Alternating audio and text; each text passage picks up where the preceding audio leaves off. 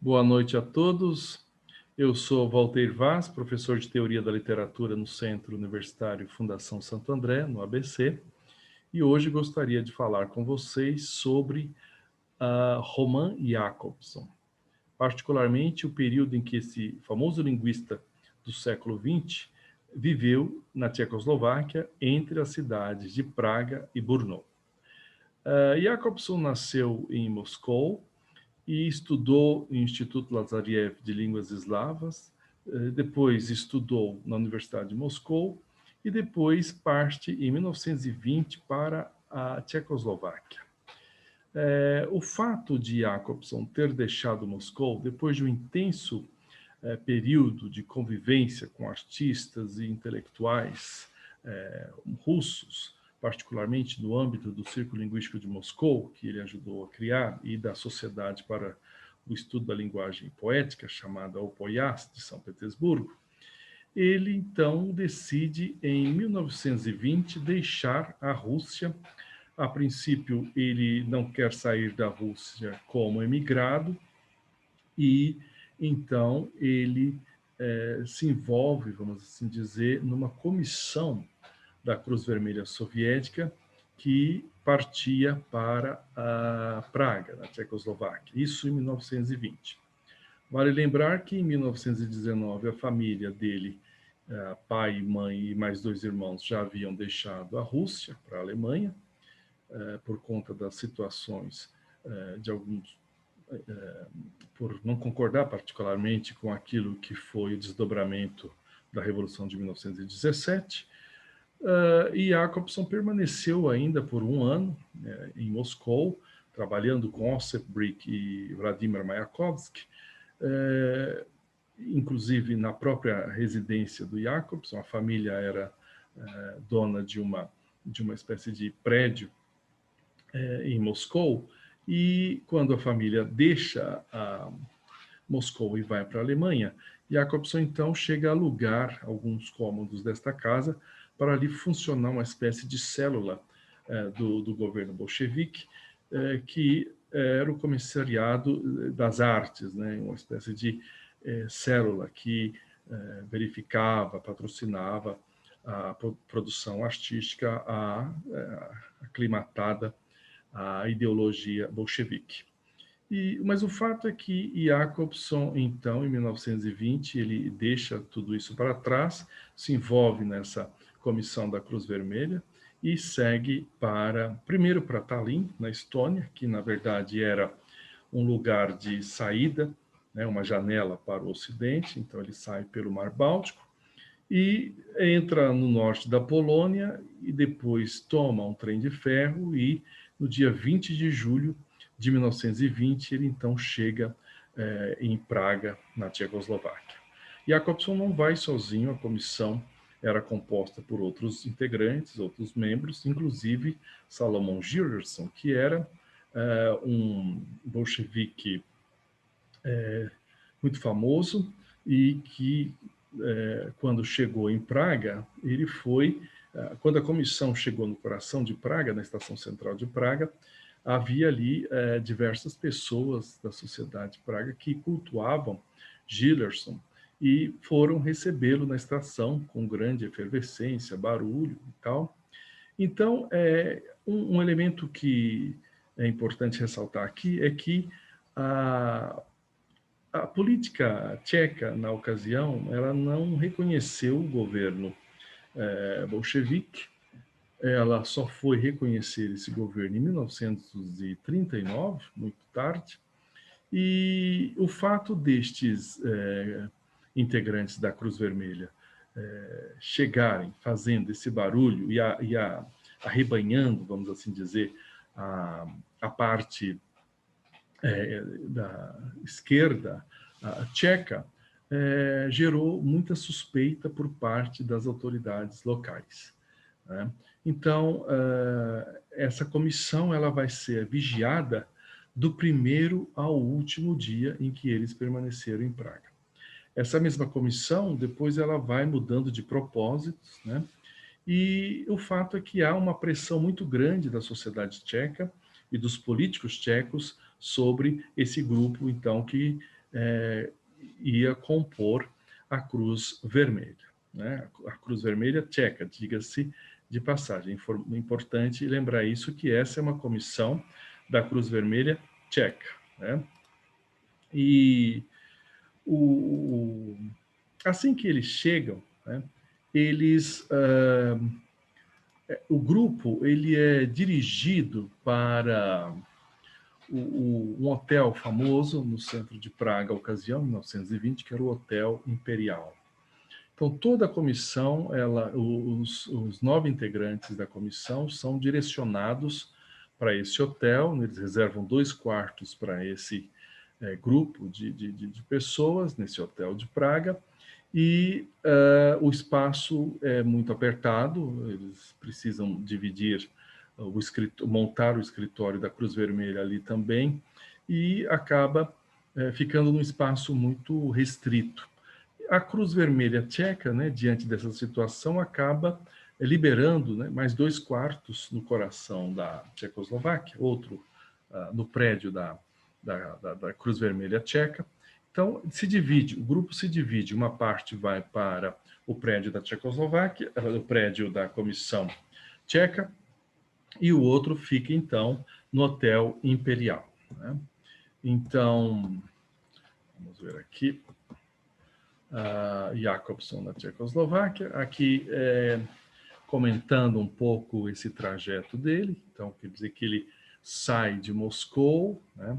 É importante ressaltar a vocês um outro episódio, que antes de ir para Praga, decididamente seguir para Praga como tradutor da Cruz Vermelha, Jakobson já havia saído da Rússia e permanecido em Tallinn, na Estônia, como uma espécie de tradutor de uma outra comissão que havia ali, que seria uma espécie de redator, né, de documentos oficiais e tal. Mas o trabalho dele, na primeira ocasião que ele vai a Tallinn, que é 1919, acaba não sendo executado na sua integridade por conta da guerra russo-polonesa, que acaba, então, fazendo com que ele volte a Moscou, né, fique algum tempo em Moscou, não muito tempo, e depois retorne a Tallinn, e de Tallinn ele parte, então, como vocês podem ver aí, pelo Oceano Báltico, Mar Báltico, entra no norte da Polônia, Berlim e até Praga.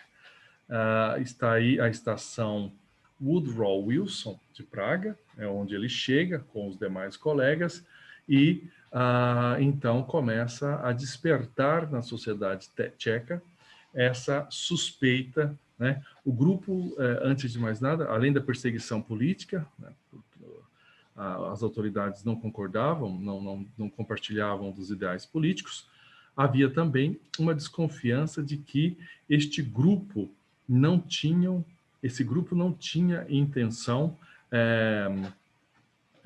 humanitária. A intenção do grupo era, antes de mais nada, política e talvez econômica. Depois se revelou que a intenção da comissão era também outra, que era de repatriar alguns prisioneiros russos que haviam já estavam presos na Tchecoslováquia há muito tempo.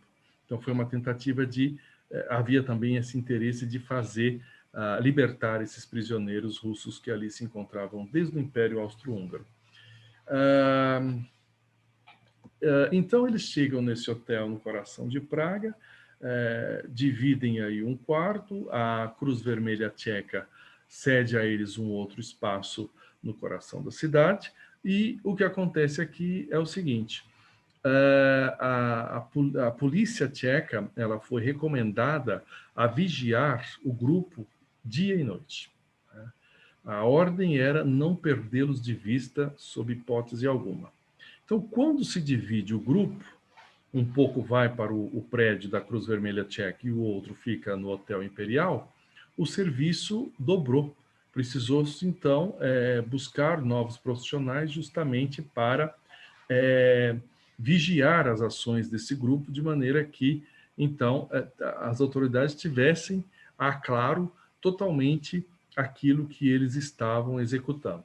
Então, por exemplo, aqui nós temos um telegrama que foi enviado por Jacobson.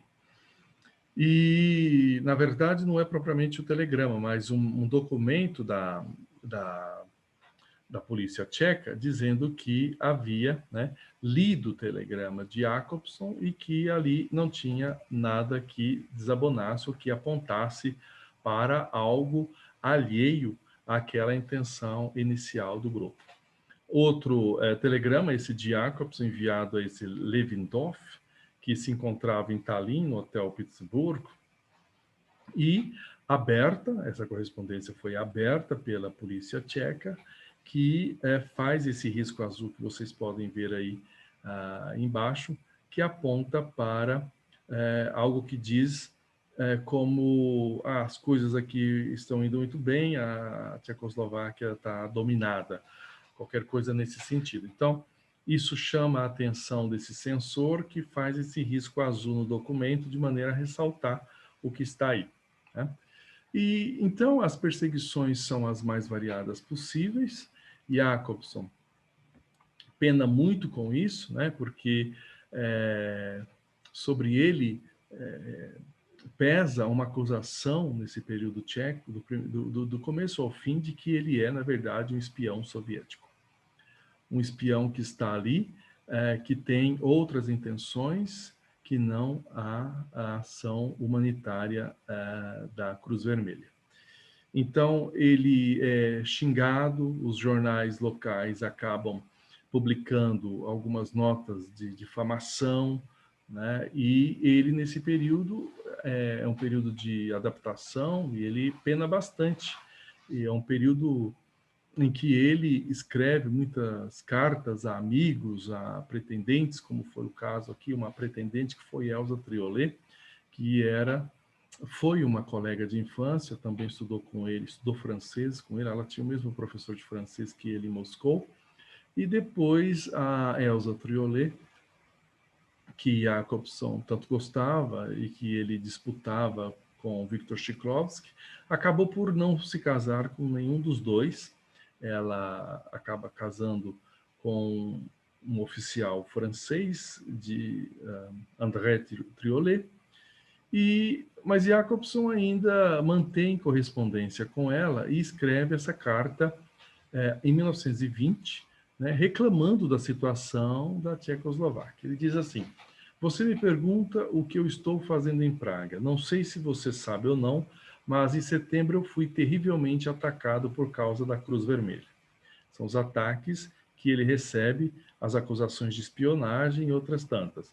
O noticiário esteve berrando sobre uma víbora enrolando firmemente nossos professores. A víbora, no caso, sou eu, etc. Os professores estavam hesitantes a meu respeito, não sabiam se eu era um bandido, um acadêmico ou um bastardo ilícito.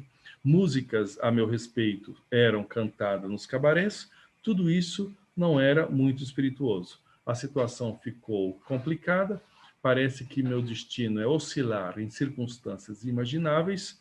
Resultado, eu deixei o serviço da Cruz Vermelha sem ressentimentos, sem desagrados e entrei para a universidade. O fato é que Jacobson tinha interesses também de continuar os seus estudos na Tchecoslováquia. O ambiente tcheco foi muito favorável a partir de 1917 para a vida acadêmica. É bastante comum o fluxo migratório de russos e ucranianos para a Tchecoslováquia para trabalhar em universidades recém-fundadas em Praga. Thomas Masaryk, que era o presidente tcheco na ocasião, foi um sujeito que incentivou muito essa imigração de acadêmicos e pensadores russos para a Tchecoslováquia. Então, Jacobson também sabia dessa ambiência propícia da Tchecoslováquia, né? Para se ter uma ideia, a Tchecoslováquia era conhecida como a Oxford dos russos. A Oxford dos russos, no sentido de que havia ali um ambiente extremamente propício à produção intelectual e uma massa pensante extremamente importante, Jacobson, Trubetskoy, Bogatirov, para falar aí alguns, né, os russos.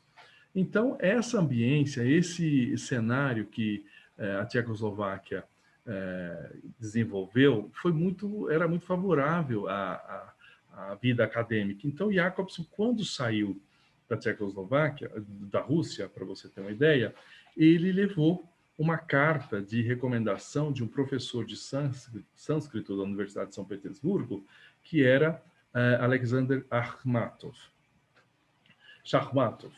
Alexander Shakhmatov era um notável professor de sânscrito e Jacobson havia estudado com ele em 1917, durante um período curto que ele esteve em São Petersburgo, e pediu a esse professor, então, que redigisse uma carta para acadêmicos tchecos. A carta não é nada eloquente, ela é uma carta que parece mais um bilhete, que é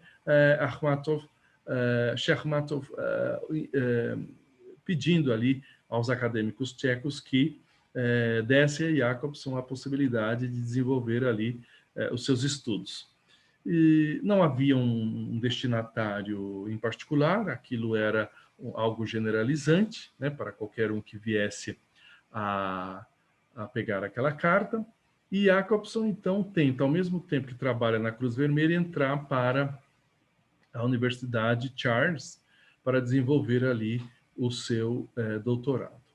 O fato é que essas acusações de espionagem que pesavam sobre ele dificultou demais a entrada dele nesta universidade. Aliás, ele não conseguiu entrar na Universidade Charles, ele tentou, inclusive deixou o serviço na Cruz Vermelha para ver se, ao desvencilhar-se da Cruz Vermelha, as coisas pudessem mudar para ele nesta universidade, mas infelizmente não mudou.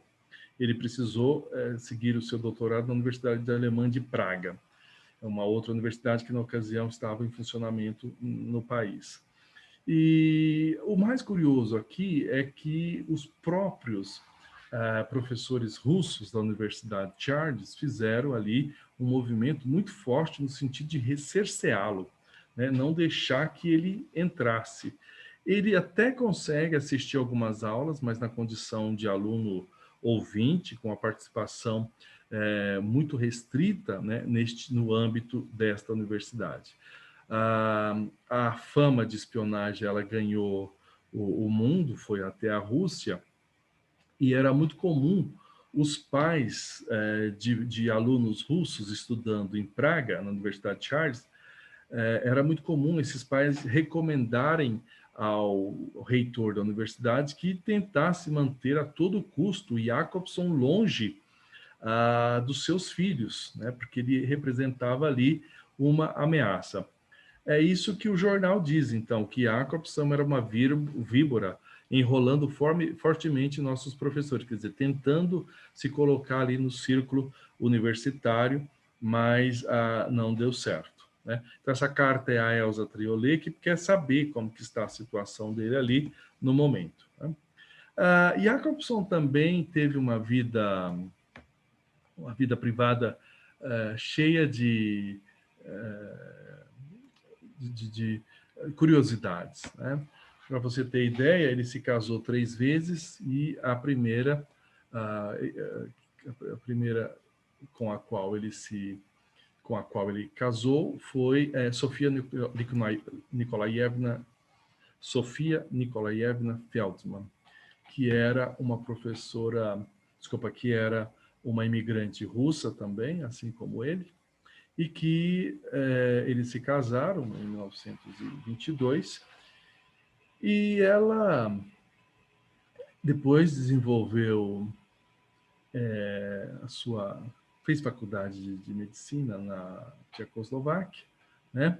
E ficou com Jacobson um bom período, né? Mas depois eles se separaram, em 1934 eles se separaram, e o fato curioso aqui é que essa Sofia Nikolaevna, ela, ela, ela se casa novamente com o compositor de Brno, que depois eles têm um filho com esse compositor de Brno, e essa filha depois vem se casar com o famoso escritor tcheco Milan Kundera, né?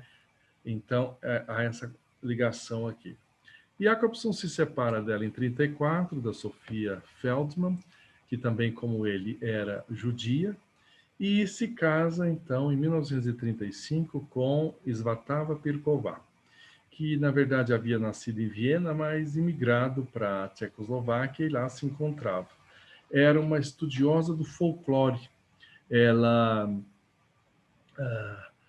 fazia pesquisa sobre folclore, particularmente sobre as canções populares tchecas, né? E ela permanece com Jacobson até muito tarde, quando ele migra para os Estados Unidos, ela vai junto com ele, e depois eles se separam nos Estados Unidos, quando ele se casa com a última esposa, que foi Kristina Pomorska. Então, aqui vocês têm duas fotos, Sofia Nikolaevna Feldman e Svatava Pirková.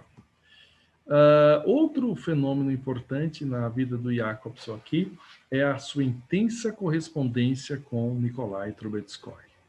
Trubetskoy, ou Príncipe Trubetskoy, era também um refugiado russo, né, que havia, primeiramente, se estabelecido em Sófia, na Bulgária, e de lá ele consegue alcançar Viena, se torna professor da Universidade de Viena, mas não em cargos oficiais, em cargos secundários, dá aula de linguística na Universidade de Viena, inclusive dá um curso também sobre Dostoiévski como artista na Universidade de Viena, que ficou muito famoso, aplicando, de certa forma, alguns princípios ali que lembram ideias, procedimentos do formalismo russo, e a Trubetskoy mantém com Jacobson uma correspondência extremamente rica.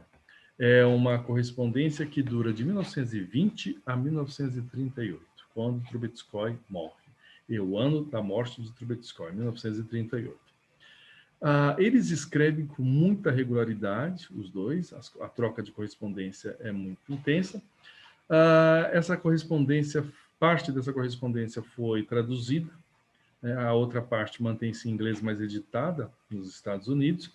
A parcela particularmente do Trubetskoy é a parcela que está reunida neste livro que se chama Nikolai Trubetskoy's Letters and Notes, que por que a do Jacobson não está aqui? Porque, desculpa, porque as cartas do Jacobson a Trubetskoy estão aqui reunidas. A de Trubetskoy, a Jacobson, infelizmente, boa parte dessa correspondência, Jacobson precisou se desfazer dela em 1939, quando, então, ele precisou deixar as peças, Tchecoslováquia, ele acabou queimando. Ele diz isso da sua correspondência, que precisou queimar parte da sua correspondência. Mas aqui tem as cartas de Jacobson, a maioria das cartas de Jacobson a Trubetskoy. Há também de Trubetskoy a Jacobson, mas são menos.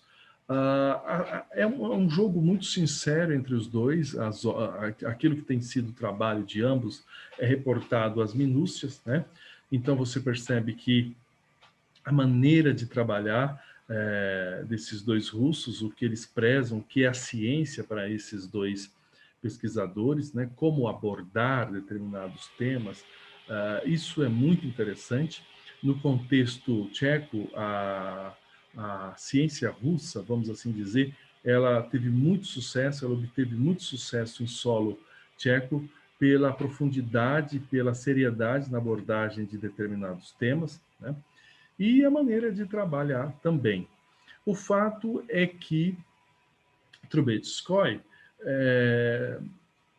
acabou depois que perde a vaga na Universidade de Viena e ele acaba morrendo em condições muito precárias, né? Ele morre em Baden-Baden, na Alemanha, numa cidadezinha. A Gestapo chega a invadir a sua casa, também boa parte do seu material é sumariamente destruída pela Gestapo, e ele morre de um ataque cardíaco, muito jovem ainda, como podem ver, morreu em 1938, viveu 48 anos.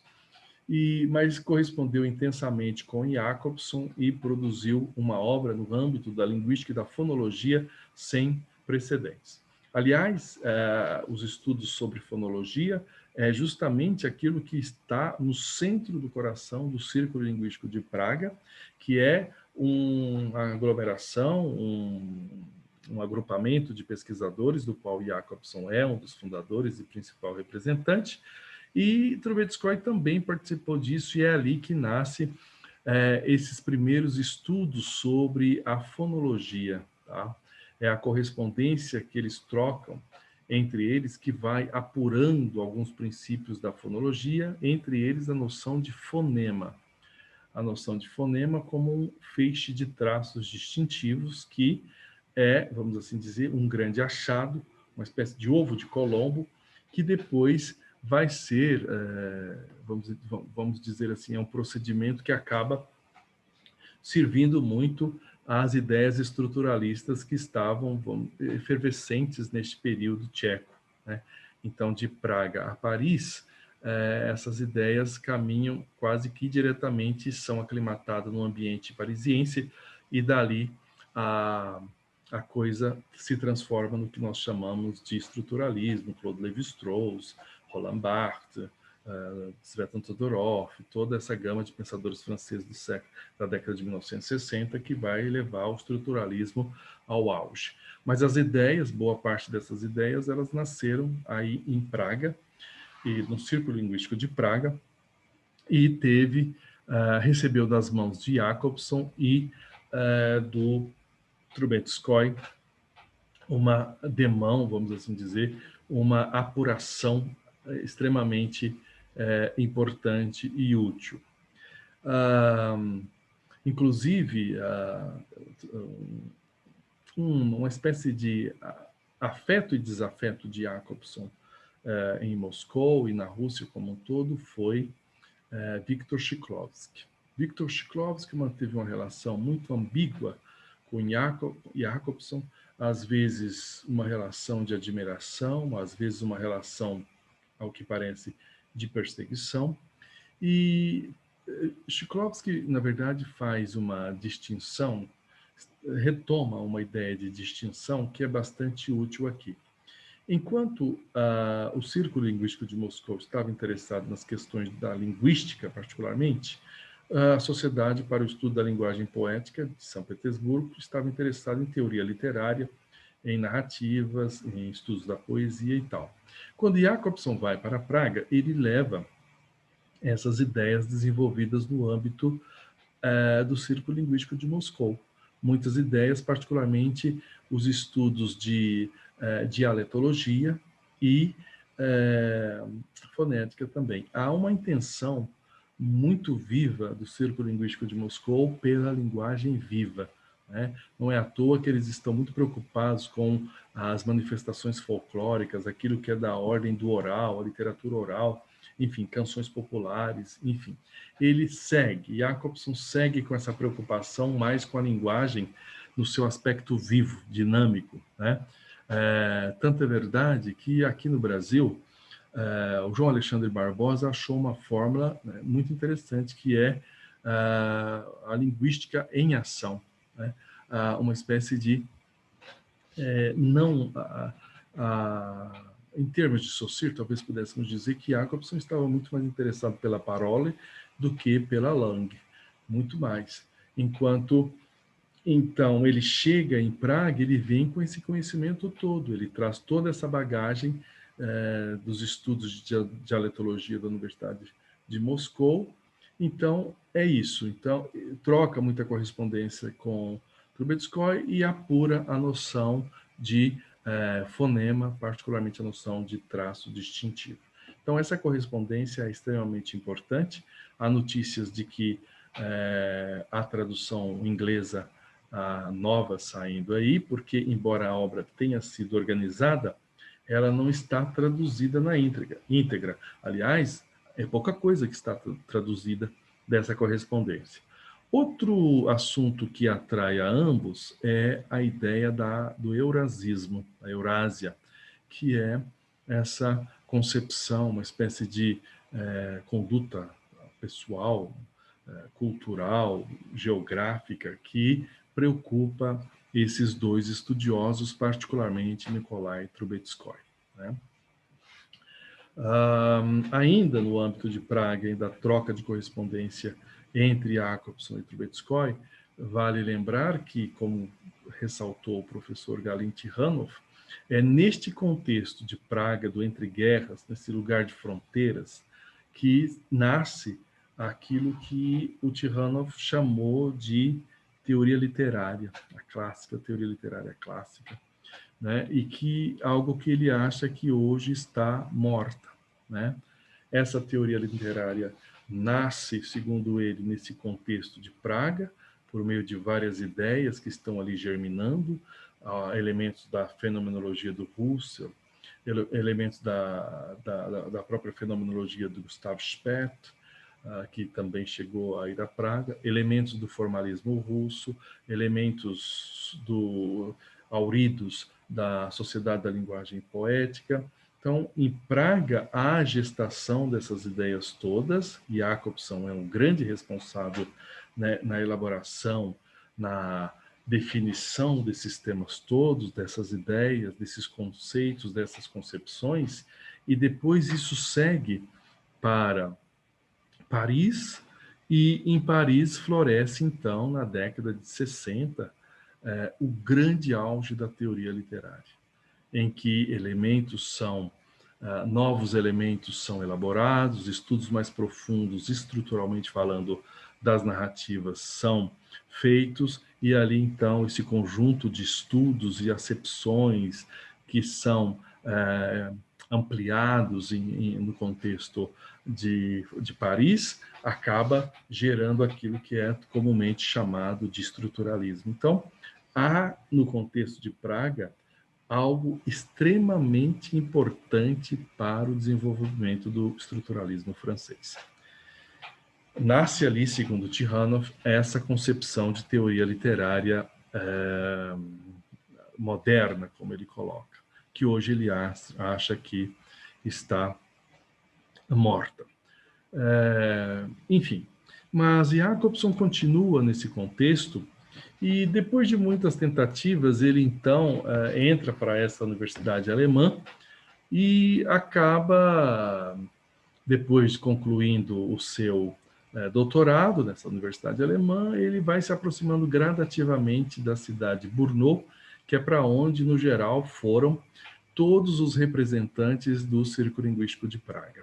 Vários deles entrando nessa universidade que acaba de ser inaugurada, a Universidade de Masaryk, que na cidade de Brno, que acaba recebendo grande fluxo de estudiosos do Círculo Linguístico de Praga. O fato é que em Brno, né, ele também vai ter terríveis dificuldades para entrar nesta universidade, mesmo não estando em Praga ali, em alguma universidade que eventualmente atraísse mais os olhos de pesquisadores e tal, ele desloca para Brno para tentar se colocar, e mesmo assim tem muitas dificuldades, né? Aqui tem uma missiva que Jacobson envia em 1958, ele já está nos Estados Unidos e muito consagrado, por sinal, nesse período. Ele envia uma carta a Peter Zenkel, que também está nos Estados Unidos, e ele vai, nesta carta, revelar algo que até então era pressuposto, mas não tinha ainda sido tratado assim de frente. Então ele escreve que em 1917 e 18 ele era um membro do comitê executivo da seção de estudantes do Partido Democrático Constitucional Russo, mantido por Milukov, e, por essa razão, permanecer na Rússia soviética tornou-se mais perigoso para mim. Então, aqui é Jacobson revelando à primeira mão que o fato de ter ido, né, para Praga talvez não estivesse puramente associado a uma missão humanitária. Eu consegui deixar o país como membro da Cruz Vermelha para Praga, tinha comigo cartas de recomendação bastante eloquentes de acadêmicos russos, Shakhmatov e Speransky, para seus colegas e amigos em Praga. Shakhmatov e Speransky eram, como se sabe, expressamente antissoviéticos. Então, aqui está a revelação de que Jacobson deixa Moscou, a Rússia, não com a intenção puramente de se manter como tradutor da missão da Cruz Vermelha Soviética, mas tinha outros interesses. Achou que a situação política na Rússia já não era ali muito favorável à participação política dele, então ele acha esse ensejo, né? Eu consegui deixar o país como membro da Cruz, da missão da Cruz Vermelha para a Praga. Então foi um ensejo, aquilo que hoje em dia é chamado de soft immigration, que é a imigração sem cortar totalmente os laços com a pátria, né? E aqui uma fala da Krystyna Pomorska, recordando esse período tcheco de Jakobson, que em 1941, Jakobson deixou a Escandinávia rumo aos Estados Unidos. E assim como na Tchecoslováquia, ele se deparou com uma recepção de reservas e até mesmo de hostilidade por parte dos linguistas conservadores. Então, Jakobson, quando chega nos Estados Unidos, também tem muita dificuldade. Ele é bloqueado, né? Que bloquearam seu caminho de maneira a evitar que ele assumisse uma posição permanente pelos próximos 5 anos. Então, isso foi difícil. Acabou que isso não aconteceu. Ele se encontra com o Levi-Strauss nos Estados Unidos e acaba conseguindo algumas colocações, primeiro na escola de altos estudos que havia se estabelecido em Nova York, fundada por pesquisadores belgas e suíços e franceses, e consegue então se colocar ali. Mas aqui é Pomorska lembrando que o que acontece inicialmente nos Estados Unidos é algo muito semelhante ao que aconteceu na Tchecoslováquia, ou seja, ele foi o tempo todo cerceado, vigiado pelas autoridades, né? Aqui, um jornal, né, um trecho de uma reportagem de um jornal tcheco, chamado Narodny List, no qual Jakobson é anonimamente acusado de espionagem. Diz assim: ninguém em toda a Tchecoslováquia é tão ingênuo a ponto de não perceber tão claramente que a atividade de eslavista desempenhada por Sr. Jakobson não é outra coisa senão um disfarce sobre o qual ele vai cumprindo sua verdadeira missão aqui, a missão de um agente comunista. Então isso saía nos jornais, saía na grande mídia e foi se criando então esse mito, né, sobre a possibilidade de Jakobson ser um agente secreto russo, né? Aí diz uma outra carta, um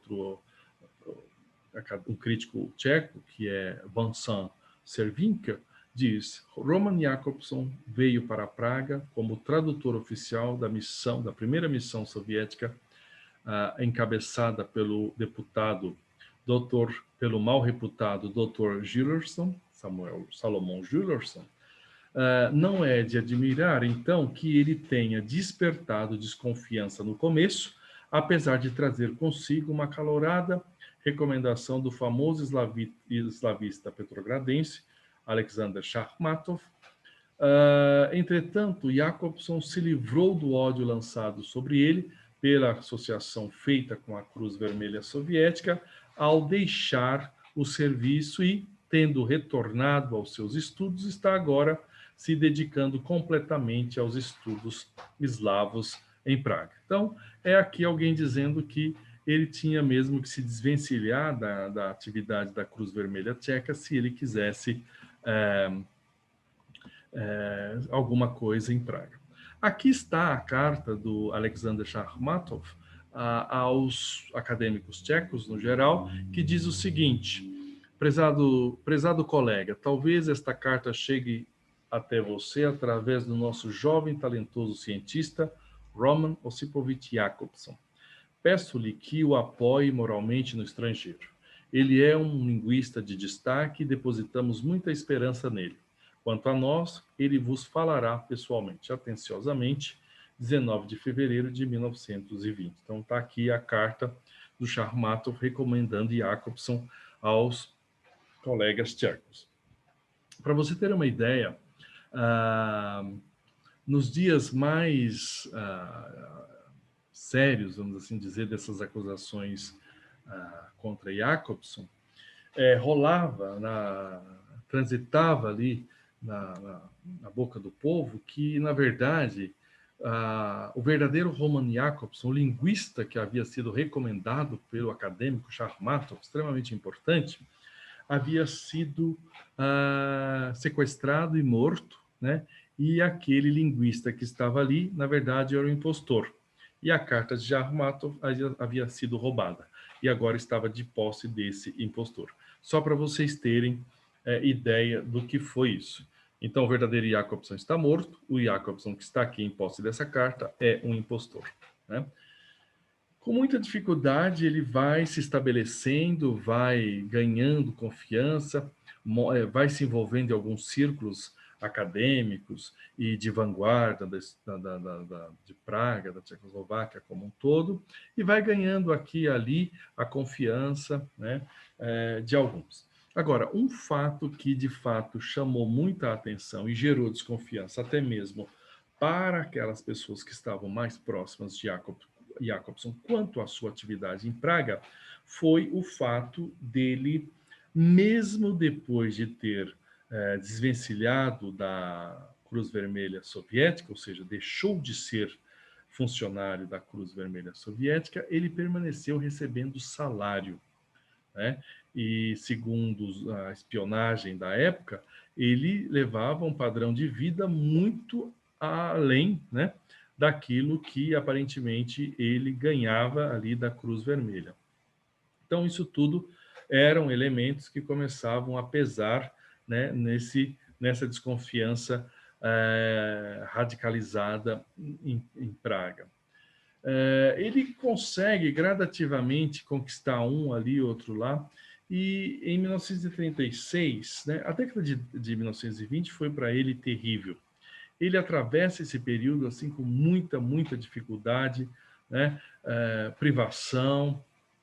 Agora, em 33, ele começa a ganhar alguma confiança, porque ele conquista o seu doutorado na Universidade Alemã de Praga, e então ele e também o Círculo Linguístico de Praga já está estabelecido, começa a ganhar uma certa notoriedade, e ele então recebe um visto, né, para participar de um congresso de eslavistas em Roma.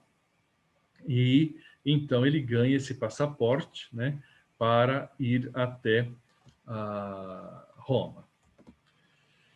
Outro documento importante aqui, eu acho que esse a gente pode deixar para depois, o último passaporte soviético de Jakobson, né? Lembra-se que quando ele chega na Tchecoslováquia, ele tem esse passaporte, né, que é de 1934, passaporte tcheco, aqui mais uma vez, e depois que Jakobson consegue sair da Tchecoslováquia, ele então ele declara em Oslo, né, em 1939, quando ele já deixou a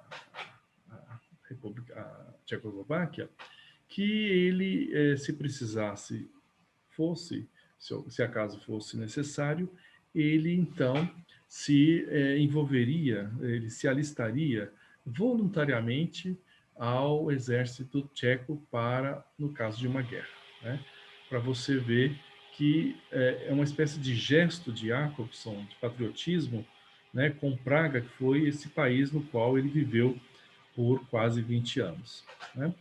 Mas a vida de Jakobson em Praga ainda tem as suas particularidades. Então ele se desloca, ele acaba conseguindo uma vaga mesmo, primeiro como um professor provisório na Universidade de Brno, de filologia eslava, leciona, mas ele precisa, depois de um tempo, se tornar professor efetivo.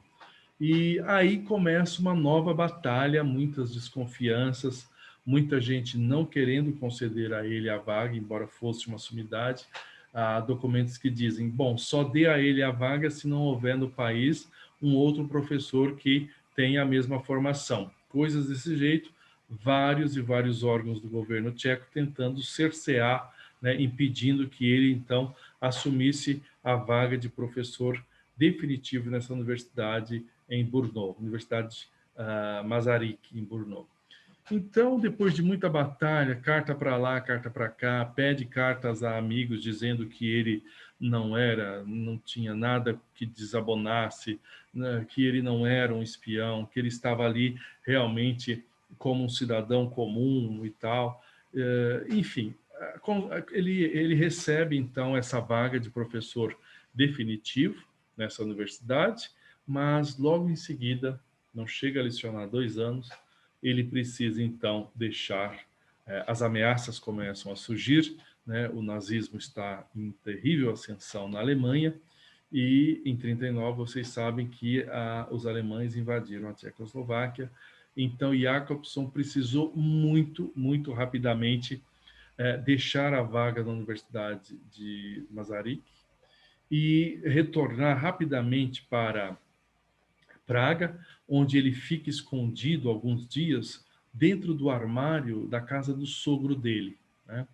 Que então segura ele ali por um tempo, mas o seu escritório, a sua casa em Brno, acabou sendo vasculhada e ele, antes de deixar, queima parte da sua produção, leva só aquilo que pode e consegue, então, depois de muitas solicitações de vistos para o mundo inteiro, pedindo asilo, tentando fugir, né? Ele que era judeu, né?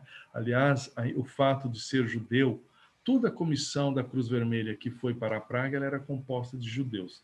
Foi feita uma pesquisa pelo governo tcheco, recomendou-se uma pesquisa profunda sobre a vida desses integrantes e percebeu-se que todos eram judeus. E isso, naquele momento, acabou dificultando mais ainda as coisas por conta de uma onda antissemita que se configurava repticamente ali, subrepticamente, em Praga naquele período. Então ele consegue um visto de saída do governo da Noruega, né? Então ele consegue fugir para a Escandinávia e acaba depois sendo perseguido também aí em alguns países da Escandinávia, e depois ele sai, se não me falha a memória de agora me foge qual país.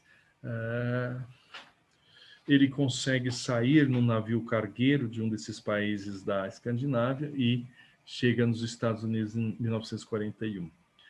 Então, agora, para sair de Praga e seguir para a Escandinávia, ele então passa pela Alemanha, que está totalmente ali armada, vamos assim dizer, né, com o Hitler ao poder, e ele fica ali um pouco, um momento tenso, porque a esposa tem passaporte tcheco, né, porque ela era tcheca, logicamente, e ele tinha passaporte russo, né, e ele segue com esse passaporte russo dele, eles concedem passagem a ele, e Jacobson, então, neste momento em que ele está em Berlim, né, tentando escapar para a Escandinávia, ele escreve, ele acha que ele fica um tempo ali esperando para que as autoridades dessem a ele um destino, observasse os seus documentos e tal. Então, ele, numa espécie de neste trem, né, que seguirá para a Escandinávia, ele começa a escrever algumas cartas a alguns amigos, inclusive tchecos, russos e tal, e manda ali mesmo essas correspondências. E esse povo, quando recebe essas cartas, eles ficam extremamente preocupados, porque é uma correspondência que sai de Berlim, né, num momento terrível. E o povo, então, fica por o que aconteceu com Jacobson, qual foi o destino que ele teve. Depois ele alcança, então, a Escandinávia e foge para os Estados Unidos. Nessa passagem de Praga para a Alemanha, segundo ele mesmo conta num livro muito interessante que 2 pesquisadores publicaram, chamado My Futurist Years, Meus Anos Futuristas, Jacobson conta que ele precisou atravessar a fronteira da Alemanha. A mulher vai na frente com um chofer e um caixão, né, atrás no carro, e dentro desse caixão vai Jacobson, fingindo-se de morto, para poder atravessar a fronteira. Então, esse é um episódio que ele conta neste livro interessante, My Futurist Years, em que há muita correspondência com algumas personalidades e tal. Um livro importante para reconstituir esse período da vida de Jacobson, esses 20 anos que ele esteve na Tchecoslováquia, que, na verdade, é muito carente de documentação. Eu tenho lido, me esforçado terrivelmente para ler em tcheco, né, parte desse material, o que ele escrevia para alguns jornais daquele país, as ideias que ele desenvolvia na correspondência com Trubetskoy e tal. E esse tem sido o meu objeto de pesquisa no pós-doutorado. Essa reconstituição intelectual do período tcheco de Jacobson, a sua produção intelectual e também bastante dados biográficos aqui, que com certeza são primordiais para se entender aquilo que foi o Jacobson deste período. Vale lembrar que é deste período a sua versão definitiva da novíssima poesia russa, um trabalho extremamente importante, né, onde está ali codificado, vamos assim dizer, o cerne das ideias do formalismo russo. É também deste período o trabalho sobre a morte de Mayakovsky, a geração que esbanjou seus poetas, e o trabalho sobre o futurismo como um todo, e também o trabalho que foi resultado da sua dissertação, da sua tese de doutorado, que foi o estudo sobre o poeta romântico Masha, que ele se dedicou muito profundamente, levantou procedimentos, achou, fez algumas descobertas quanto às imagens simbólicas movimentadas por este poeta tcheco e que foi bastante bem recebida pela academia de então. Claro que havia alguns inimigos ali, alguém que achou que aquele trabalho não tinha qualidade. Ele tem muita dificuldade depois em publicar esse trabalho, né, por conta desse cerceamento generalizado que se configurou em torno dele, mas ele acaba conseguindo produzir. Então, esse tem sido o meu objeto de estudo mais recentemente, que é a vida de Roman Jakobson na Tchecoslováquia.